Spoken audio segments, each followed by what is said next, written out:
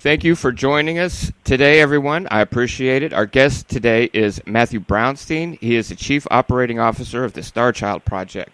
Founded in 1999, the project has worked tirelessly to solve a mystery of a 900-year-old unique bone skull that has the potential to change the world in radical ways. As the COO of the organization, Matthew works with the entire Starchild Project team to support them in reaching the goal of sequencing the entire DNA of the Starchild skull. Along with this project, Matthew is the Executive Director of the Florida Institute of Hypnotherapy and has over 20 years of experience in the fields of alternative therapy and alternative knowledge.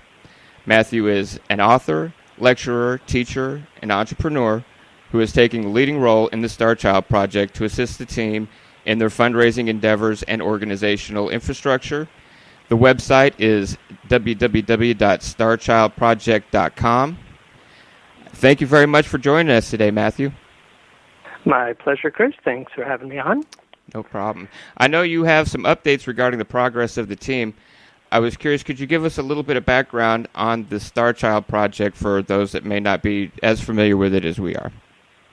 Sure. We can absolutely start from the beginning and then tell you where we're at up to this date.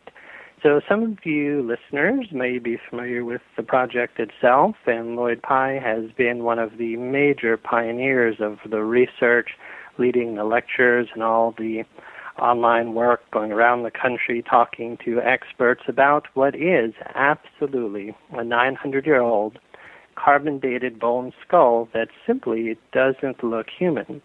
About less than a year ago, I had contacted the project myself, and I said, guys, you're sitting on one of the most unique, possibly one-of-a-kind relics in history. And I said, what's going on? What's happening with this? When we started talking, I realized that the organization had all of the scientific research. They had major anomalies about the skull that were proven by experts to say this is not human. It goes all the way back to the 1930s when the skull was found, so there's quite a history here. Yet now the team is in a place where it truly is ready to make major, major history. And any chance that we get, and that's part of why I'm on the team and others are now getting out to speak about this, is we're literally in a place where we can prove that another species actually exists besides human that is not of anything that's been known on the planet before. Excellent. It's very compelling, and there's been a lot of information. Specifically, one scientific breakthrough, it seemed, of April of this year, there was a white paper that surfaced with scientific proof that there's alien DNA that's encoded into our DNA, and I'm also finding that that historians are finding translation errors in some religious documents and some historical documents, and of course the work of Zecharia Sitchin and things of that nature that are opening up the minds of a lot of people and really paving the way for us to find out our true origins. You're right. It's so exciting, and it's part of why at this stage when I started getting into this, I guess I've been personally in the field of alternative knowledge for about 20 years, alternative therapies, alternative knowledge, and when I came across the work of Zecharia Sitchin and especially Lloyd Pye, and I started realizing very much what you're saying, that maybe the origins of humanity weren't what we've been told all these years. It certainly, I don't believe anymore, is what I learned in 5th grade science class. And then when I came across the Starchild Project, I said, this is absolutely one of the most profound ways that we're going to prove what so many of us are finding out through, the countless YouTube videos and radio shows like yours where people are saying, I don't think it's quite the way we were taught. Exactly. Yeah, there does seem to be enormous gaps in not only our history, but some of the things that they're telling us just don't seem to make sense. It depends on whatever school of thought you're from, or anybody's from. It never made sense to me that the different stories that I had heard of our origins. Absolutely. So there's so many avenues to go on that. The major reason I'd be talking to you tonight that really helps to fill a gap in this research is what the Starchild Project actually has. It's a 900, for those of you who are listening and don't know, The skull was found in the 1930s in Mexico in what's called the Copper Canyon region. So it's about 100 miles southwest of Chihuahua. And a Mexican girl whose parents had brought her back to their home village in Mexico had said, don't go up into the mine tunnels. They're strictly forbidden. Of course, she's a teenager. She goes up into the mine tunnels. And if you can kind of picture this, that a mine tunnel, basically, if you went too far back in, it would be dark. You wouldn't be able to see anything. This young girl walking in where there's clearly enough light sees one skeleton that clearly looked human lying there on the ground. And then right next to her, the female skeleton, is a mound of dirt. And hanging out of the mound of dirt is what she called a misshapen hand that was wrapped around the upper arm bone of the female. The soil, because it was in a mine tunnel, she was able to dig it away, and she described it basically as a misshapen body, smaller than the female it was about alongside with. The female herself, we actually have her skull, would probably be about 5 feet tall. The woman who found this, teenager at the time, said the being that was found next to her, it was about 4 feet tall. Actually, just last night, I was holding a stereolithographic copy of the skull just to remind myself just how powerful, what this really is. And if you imagine, she found this 4 foot tall approximate being whose face and head, really she probably thought it was just some type of deformity, and she thought it was neat. She picked up all the bones, gathered them up, and hid them for a little while, and to make the long story short, all she was able to recover in the end was the upper right maxilla, the jawbone, of the what we now call the Starchild skull, the misshapen one, and the actual skull itself. Over some years, it was handed off to a couple when she was passing away. She gave it to some friends. They didn't want these strange skulls after a period of time, and so they gave them to a couple named Ray and Melanie Young. Melanie is a neonatal nurse, and when she held the skull for the first time, noticing how incredibly light, incredibly different it just is from a normal human, having been in the field for 15 years of seeing many different types of birth defects, she said, I don't think that this is a human deformity. And that's where the whole journey began. And when this is proven to be what it is, it literally will change human history. And a lot of us who are theorizing, there's something else going on, or there's so much evidence out there, but this is literally down to genetic evidence of another life form. That is interesting. I've in doing my research before I became very familiar with Mr. Pye's work and the work of the entire project.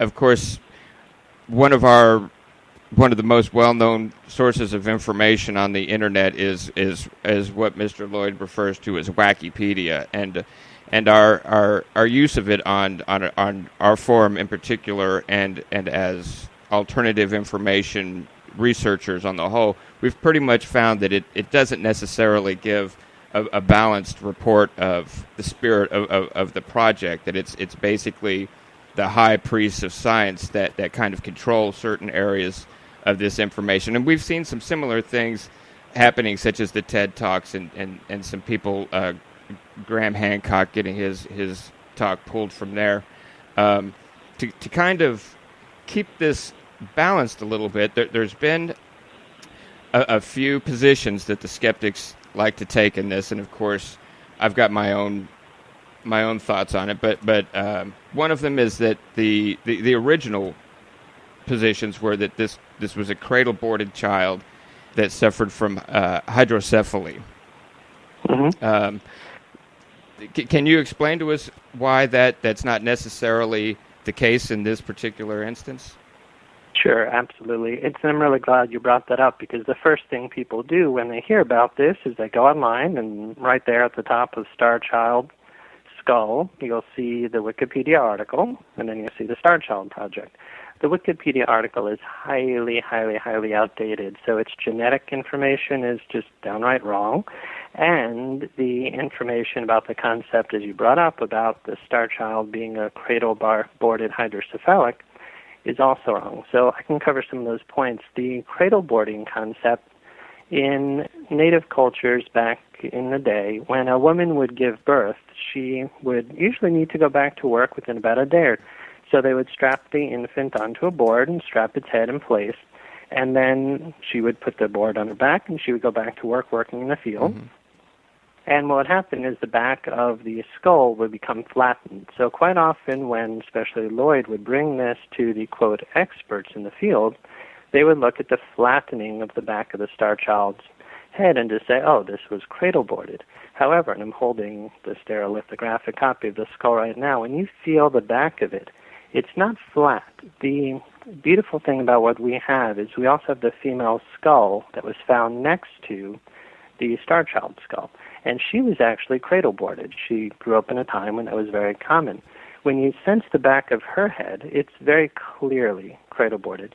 When you look at the Starchild, one of the major things that you see about why it couldn't possibly be cradle-boarded is the angle of the slope of the back of the head. If it were actually strapped to a board, the infant, would have suffocated within about a minute.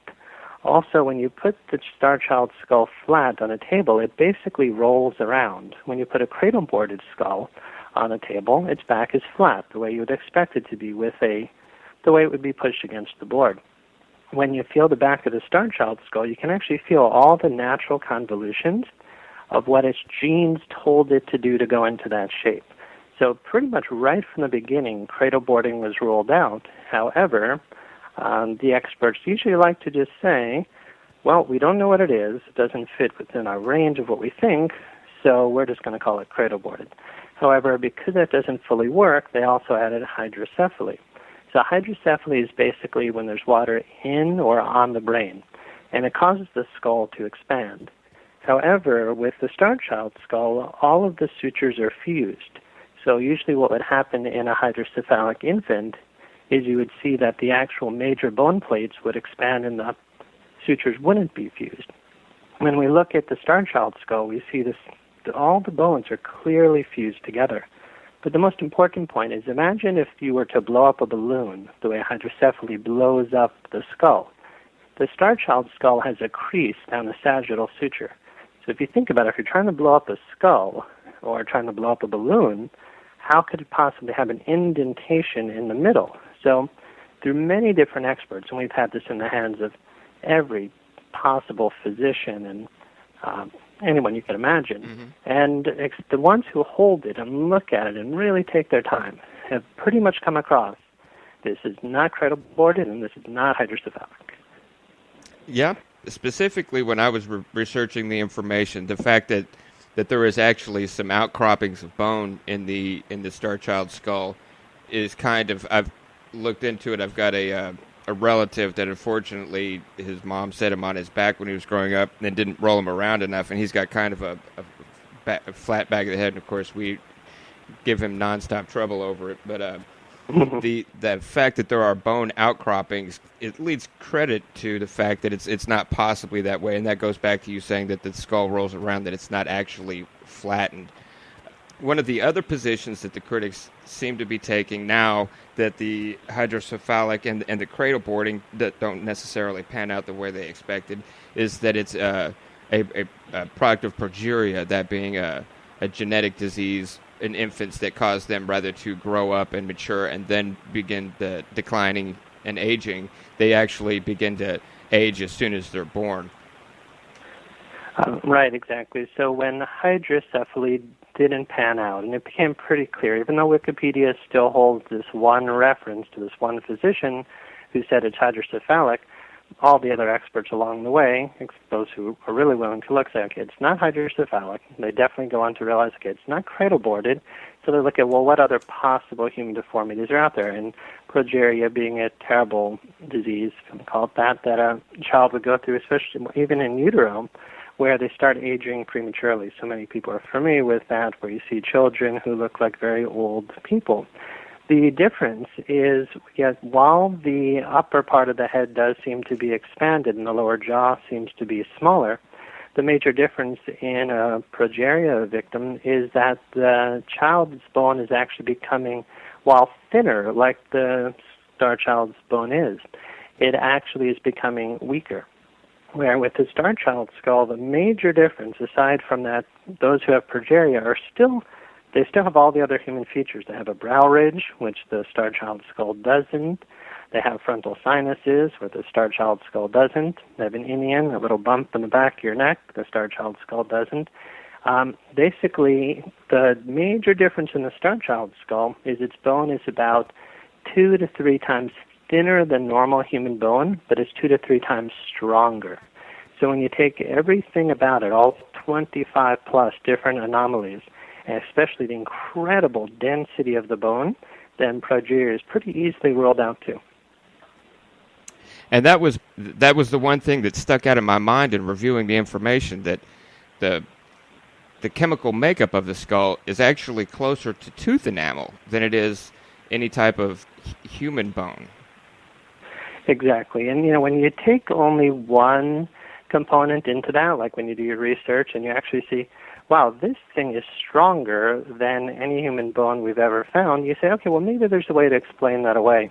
Yeah, then when you start adding things like no frontal sinuses, just to look at the eye sockets and to realize a normal human eye socket, if you put your finger in, would be about 2 inches. With the Starchild, you're looking about half of an inch. And if you just keep listing all of these different anomalies, including what you just said, that the bone itself is much richer in collagen, making it much more like tooth enamel, where normal human bone, when we've cut into it before for past testing, they have what's called a Dremel blade. It's basically what they use to cut bone.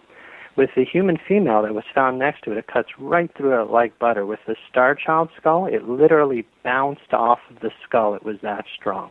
You would never find that in a progeria victim. You would find the skull even weaker, where, yes, just that one point alone would make this well worth. You would think any scientist would want to jump all over this and say, well, what is this? Absolutely. And again, this information and more can be found at starchildproject.com. I suggest our listeners check out the website and be able to look at some of the graphics and some of the photos, and probably the stereolithograph that Matthew's referring to. The only other anomaly that I'm familiar with that's similar to this would be the coneheads in Peru. I'm curious, are there any possible relations to that with this particular instance? Sure. Basically, we would say most likely not. The Starchild seems to be absolutely unique, that there's nothing like it that's been found on the Earth. The conehead phenomena is incredible. I suspect they'll probably be proved to be a whole other species in and of itself. The Starchild skull has a cranial capacity of about 1,600 cubic centimeters. So when you look at it compared to the average human like you or I, we probably have about 1,400. Yet a skull of the same size, similar to the female that was found next to it, is only about 1,200 cc's. So we're talking about a third bigger, where there's just so much more brain inside of that. With the coneheads, there's hundreds of these skulls. With the Starchild, there's really so far only one that at least is in the public knowledge. And yeah, the coneheads, I believe, have been measured over 2,000 cubic, and sometimes up to, I believe, like 2,800 cubic centimeters of brain. And it's not just from head binding. In the coneheads, you're clearly looking at something, and not just one thing, but hundreds of these skulls. And a lot of them, of course, I'm sure you know, are in museums in Peru, are, yes, absolutely, most likely something else other than human as well. I agree. It will be interesting when again the gatekeepers of the high priests of science relax a little bit and allow some of these alternative views to circulate. And of course, you're working with the Starchild Project to help facilitate some funding, which I remember Lloyd talking about one of the Icemen and the unlimited amount of funding that was allocated toward that project. I would love to see that sent in the direction of the Starchild skull. I think it would be great. I'm curious, we've heard some information that Lloyd might be experiencing some health problems. Is that true? Yes, actually, I just met with Lloyd yesterday, and there's the unfortunate news that he's suffering. I don't know the specific medical details at this point, but he did send out an email to his blast list letting everybody know that he is dealing with some form of cancer, actually, and it is aggressive. So Fortunately, we're at a place, I mean, any news like that is always unfortunate, but for the Starchild Project, fortunately, we're at a place where we're working with a team, including a geneticist on the team, that we're determined to see this through no matter what. And the team, we've all just, we love Lloyd. We love him like family and friends. And a lot of people have really come to his aid financially to help to support him in just his fight for his life right now. And yeah, for 14 years, people have always been there to back him up. So unfortunately, yes, right now his health is in question for sure. That is bad news. It's fortunate that you have so many people on the team that are associated with this and can carry on the fight, fortunately. And please give Lloyd our best wishes. We hope that he overcomes this particular difficulty. Absolutely, thank you. He's been so strong for 14 years. I mean, the moment he first held the skull, he said to Ray and Melanie Young, he said, you know, it's probably human deformity. Give me 5 to 6 months and I'll figure it out. And over 14 years, through so much hardship that he went through, including terrible financial challenges and horrible ridicule about the botched DNA tests that occurred, he's been vindicated so many times with the newest genetic research that's come about. So I absolutely want Lloyd to see the day that the skull is in a museum, shown to be what it is, a species that's not known on this planet, and when the entire DNA is sequenced. As you mentioned, mainstream science, they do take millions, and I think they spent about $30 million just working to sequence the Neanderthal genome. However, when we apply to the National Institute of Health for grant money, it's not given to us. So we have to raise the funds ourselves, and that's part of why I came on board. I looked at all of Lloyd's efforts, and I said, you know, you can raise this money. The genetic research is available. There's so many people out there now who want to see this occur. And so if anybody's listening, we're not even asking for donations, but just to stick with the project, to go to starchildproject.com and simply just to provide your email address just to stay in the loop. And then once we're ready to really say to the world, okay, we're absolutely ready to launch the full sequencing of the genome, then really anybody who's listening can become part of human history. And yeah, we hope Lloyd is absolutely with us at that very moment when we can say we have sequenced the entire genome, and it's not cheap. Absolutely not. Before we get to the updates on where the team is headed for the future, we've got a question from one of the listeners. They're asking, what do the DNA tests show? What are you hoping to gather exactly from the DNA tests? Sure, certainly. Well, the DNA tests have gone through 3 stages, and it's a very complicated subject. Yet back in '99, when Lloyd first got possession of the skull and was given to Ray and Melanie, he said, okay, go ahead, find out what this is. Within about a year, having figured out 25 major physical differences, it said this is not human, it wouldn't matter to any scientist because they said, look, you can stack up thousands of these differences, but nature can do anything. The only way you'll be able to prove this to the world is you have to have the DNA sequenced. So what happened in late 1999, early 2000, they took it to, there were only 6 labs at the time that were capable of sequencing ancient DNA. And ancient DNA is basically anything 50 years or older. It's much more complex than just sequencing our DNA right now. So unfortunately, Lloyd did the best he could. Like he said, there was no handbook given on what do you do with a possibly alien skull. So he took it to the only lab that would work with it, which was basically a forensic dental lab. And they were actually incapable of sequencing ancient DNA. The results they came up with was said, well, this is just human mal, forget it, let it go. And Lloyd wouldn't forget it and wouldn't let it go, but once you have science saying that, that's actually what's on Wikipedia. In 2003, it was taken to Trace Genetics, a company that's been since purchased out, but basically at the time, very qualified scientists said, we're willing to look at this. At the time, they found out that the mitochondrial DNA showed that most likely the mother was human. But after 6 repeated attempts, they couldn't find out what the father was. So for years, Lloyd and the team thought, all right, maybe this is an alien-human hybrid because we can't find out who the father is. Since We've had our geneticists on the team since 2010. We've blown all of that out of the water. In fact, I can read to you one of the most recent emails that came just recently from our geneticist. Please, thank you. Absolutely. He said, besides the 25 major differences in the skull's anatomy, over 80% of genome sequences recovered so far from DNA, isolated from the bone skull, does not match human, microbial, fungal, protozoan, and invertebrate genomic sequences extracted from the vast DNA sequence database maintained by the National Center for Bioinformatics and the National Institute of Health. The work is at the very beginning, and sequencing of the genome will be needed to prove to the world that another species, which clearly looks like a gray alien, lived and died on this planet at least once 900 years ago, leaving behind only its skull.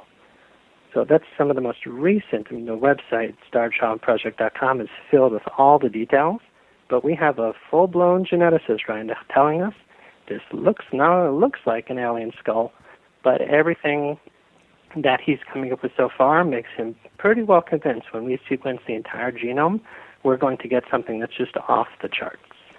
Absolutely. We have another question from a listener.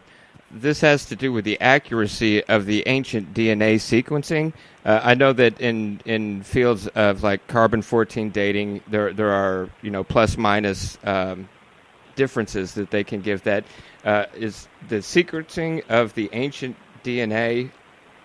It would obviously. Would you say it'd be enough to scientifically prove that this would be an alien life form compared to what would be maybe a sequence on somebody they found, last year or the year before? Absolutely. The geneticist who's on board is completely on board, because while there's going to be a margin degree of difference, so for instance, all of us as human beings are pretty much the same. We have like 99.99% the same exact genetic sequence. When you look at Neanderthal, all they had to do was show, I believe it was when they were looking into what was that going to prove to be, and I believe it ended up saying, okay, there's about a 97% similarity with another species that was recently found called Denisova. They showed, okay, yes, this is close, but not quite. What our geneticist is saying now is most likely we're looking at anywhere from 50 to 90% difference, not similarity, but a 50 to 90% difference the way things are going. If that's the case, even a 1% difference would make science need to say, okay, 3% difference, they classify it as another species, certainly. When you're talking possibly 50% or greater, then yes, absolutely, the ancient DNA can be shown to be. You can't say it's, well, I'm not sure if you can use the word alien, but you can definitely say this is another species, certainly. Excellent. We have another question from one of our listeners. What is the significance of the red fibers in the Starchild skull, and do you have any evidence or any idea of what that might be? Sure. Nobody actually knows yet. Two things happened around the time that the red residue was discovered. They had cut into the bone and actually looked at it with a scanning electron microscope. They found embedded in the bone fibers that are not known in any other bone. And this is what got Lloyd when he was in the place of, I think we're going to have to give up on this one, even when the genetic evidence at the time, being so primitive, it really couldn't prove what we can prove now. We found these fibers, which were absolutely incredible, and it showed this toughness to the bone, which it started to explain some of the hardness of the bone. At the same time, they went very deep in the scanning electron microscope level and found these red fibers. The mycologist at the time, somebody who studies microbial levels of like fungi and bacteria, looked and he said, these are red, so I hate to tell you, but this probably means that this being died less than 40 years ago because this looks like bone marrow. So he said, we're going to have to go for another carbon-14 test just to be sure. They sent it down to a lab in Miami that was able to do it, and it came back again, second time verified. The skull is actually 900 years old. So when other mycologists started looking, there's nobody on the planet right now that's been able to tell us what the red particles are. They're microscopic. It's not like it was dropped on the carpet, and there's no way to be able to pull them out, at least with our available funding or protocols, because honestly, these two things alone, the fiber and the matrix of the bone, and these little red, whatever they are, that are in the cancellous holes of the bone, nobody can explain what they are. So just those two things alone should have scientists jumping all over this, saying, there's no other bone that has this, so what is that? And honestly, we don't know.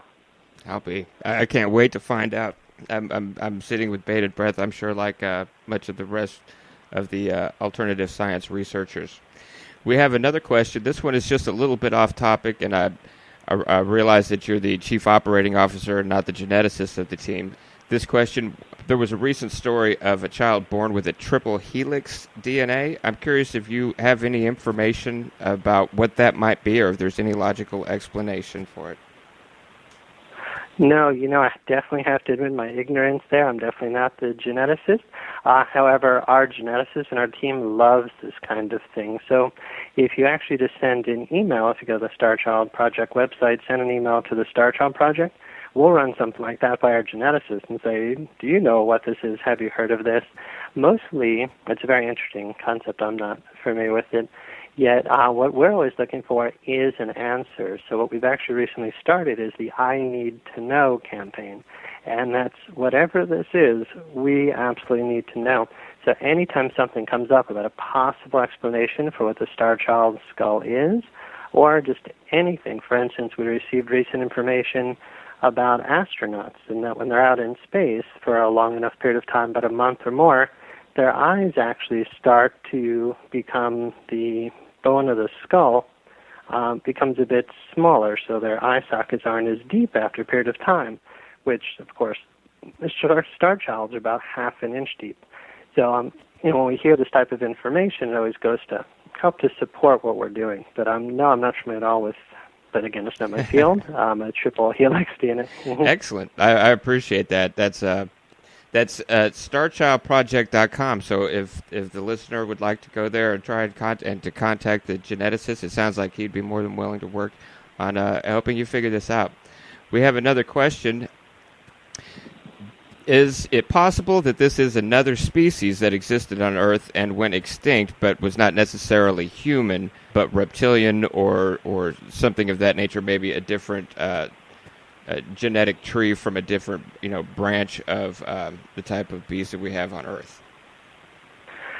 Sure. Well, as I hang out more and more with the alternative knowledge field, but especially with our geneticists, and I'm learning more and more about what are called haplogroups. And so basically, human mitochondrial DNA is pretty much the same, but there are slight variations. And the most you're going to get out of 16,000 plus base pairs is going to be 120 difference. And those differences make for different, what are called haplogroups.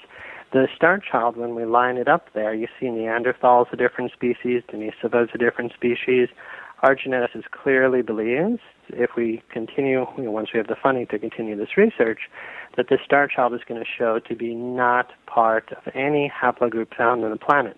Now the question is, how do you characterize it as far as what could it be? When you look into the concept of alien life and all the different reports of the reptilians, the tall grays, the short grays, and there's many others, when I look at this skull, I think when most people look at this skull and the research we've done, especially talking to abductees and people who have supposedly seen grays themselves, and I've actually interviewed abductees, and personally I am a hypnotherapist, so I've regressed abductees, and we don't hear reports that the Starchild is most likely in the reptilian family of things. It sure is looking more and more like it's a gray alien. And not even a hybrid, actually. I remember talking to Lloyd recently, and I said, I know for years we're saying it's an alien-human hybrid. He said, all the genetic research now is leaning towards the mother is not human, the father is not human. But exactly what that means, unless you have a reptile alien lying right down next to this, if you can sequence that DNA, then you could say, yes, they're the same. They would match up. The problem is this is probably once the only one of its kind. So all we're going to be able to do is really show this is another species.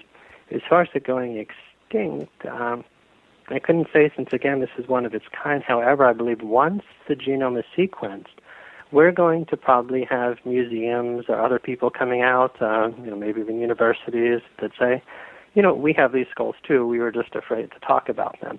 And hopefully it's going to open up this realm of alternative knowledge where there's people saying there has to be, this can't be the only one. I can't be sitting here right now with the only one of its kind. So we're hoping that soon as we let the genome go public, once it's sequenced, it's going to open up a whole new world for everyone. Excellent. That segues perfectly into the next listener question that we have. I know that Lloyd has been very active in the field of the Yeti and the Bigfoot and Sasquatch and possible genetic manipulation in our past. Are you aware of any comparisons of studies that have been done on giant skulls that have been found?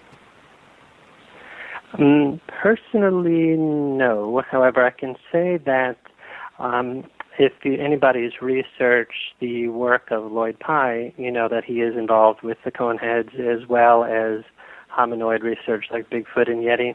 And our geneticist does have some of the bone, once we're ready to do it, to sequence the Coneheads, and actually supposedly some of the bone of, I forget her exact name, it's Zana, I believe the name is. It's a species of Ama, one of supposedly the prehumans or the hominoids that lived up in, I believe, northern Russia. And we supposedly have a piece of her son's skull. So we don't have any giant skulls yet, but our geneticist is really, even though he's keeping his name disclosed right now to protect, of course, his job, basically, until we are really ready to fully go public. If anybody finds that type of bone, the Starchild Project really is open to throwing this right at our geneticists and saying, sequence this thing. But right now, I'm not familiar with any research on it. I know we don't have access to that information. Excellent. Yes, that the hominid research is captivating. That's one of the first experiences I was exposed to with Lloyd's work. We have another question from the listeners. Is there any indication, such as skull development or teeth, that suggests the approximate age of the person the finding belongs to? Yeah, we do have information, although there's debate about it. The upper maxilla was found, so we do have the two molars that were in actually that upper jawbone, and we have the upper palate of the bone itself. There are 5, when the first x-ray was done, there are 5 unerupted teeth that are still up in the upper jaw, and then the 2 molars that were down. So the original dental lab said, oh, well, this must be a child. However, and then actually that's right around when they called it the Starchild. When they looked further, and they looked, this was years later, another dental lab looked at the teeth, at the molars, and said, this can't possibly be a child. There's too much cracking. There's too much what's called crazing that occurred during life, which basically means the Starchild ate human food, some type of like rough food, like ground corn or something like that. And it caused, and basically the conclusion was no child could have worn its teeth down like that. So there's been debate, and we don't have an exact age. So some people have said, child 5 to 8. Others are saying, 20, 30 plus years old. Personally, because of the incredibly unique nature of it, and the concept that if it could be alien, I can't even imagine how old it could be. And, it's not a personal opinion, just more the information that's out there right now really doesn't help us to nail that down. I've heard Lloyd actually say, if we could rename it, we'd call it the Star Adult because of what the molars actually look like. Excellent. I appreciate that. It looks like we are nearing the end of the questions, or have actually run across the last of the questions there. I do appreciate you speaking with us, and of course, everyone, if you would like to find out more information on this and how to possibly help with the project, you can go to starchildproject.com. I'm curious, moving forward, what are your plans, and is there any way that we as alternative science researchers might be able to help out? Absolutely. So when I came on board, I started looking at where the project was at just from a business point of view. And the truth is it really needed a complete revamping. So right now we have Amy Vickers, one of the leading team members. She was over in England working with a web development company. We're redoing the entire website, relaunching a whole new social media campaign. The major theme right now would be for people simply to go to the current starchildproject.com website, so starchildproject.com, and just to supply their email addresses. What we're working to do, we know that there's just millions and millions of people out there who want the answer to this, and that to be able to fund the entire sequencing, it's going to take basically what didn't exist when Lloyd first started his research was crowdfunding. The ability for the crowd, for a lot of people to come together and to make this happen. So right now, because we're not quite ready to launch that yet at the time of this interview, we're just asking people to subscribe to the email list and let us keep you up to date on what's happening.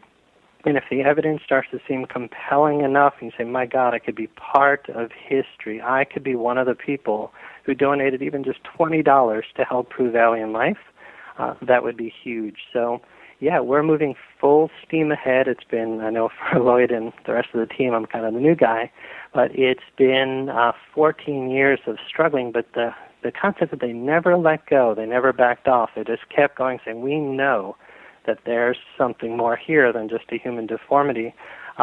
Yeah, I would think anybody listening now that the only thing you have to do is get on the newsletter and stay in the loop.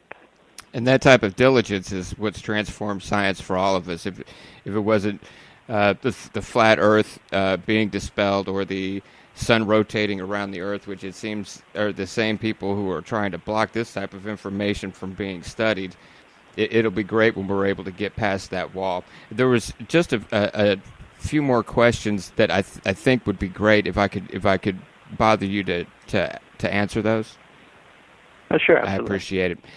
The original area, which is 100 miles away from Chihuahua in Mexico, has that area been investigated lately by any chance? No, unfortunately the area is so big. I mean, you're talking an area that would be like really trying to explore the Grand Canyon in a sense. I mean, I've thought about it myself so many times. God, I would get in a plane right now and go walk down the arroyo where supposedly the bones were washed away and find it. Yet the woman who passed away gave us so little information about where that is that you'd be talking about hundreds and hundreds of miles of place to look. So unfortunately, I don't believe we're ever going to be able to find those bones. I hope I'm wrong, but right now the area just seems way too big. All right. Well, I do appreciate you joining us, Matthew. Again, the website for the project is starchildproject.com. I will definitely be headed over there to send my email information and wait on the edge of my seat for more information to come through that hopefully we can expose. If nothing else, either we do have some interaction with aliens in our past or not, and at least get the answered question rather than shoving any type of research under the carpet. I appreciate your time, Matthew. Very good. Thank you, Chris. My pleasure. Bye-bye. Thanks. Bye-bye.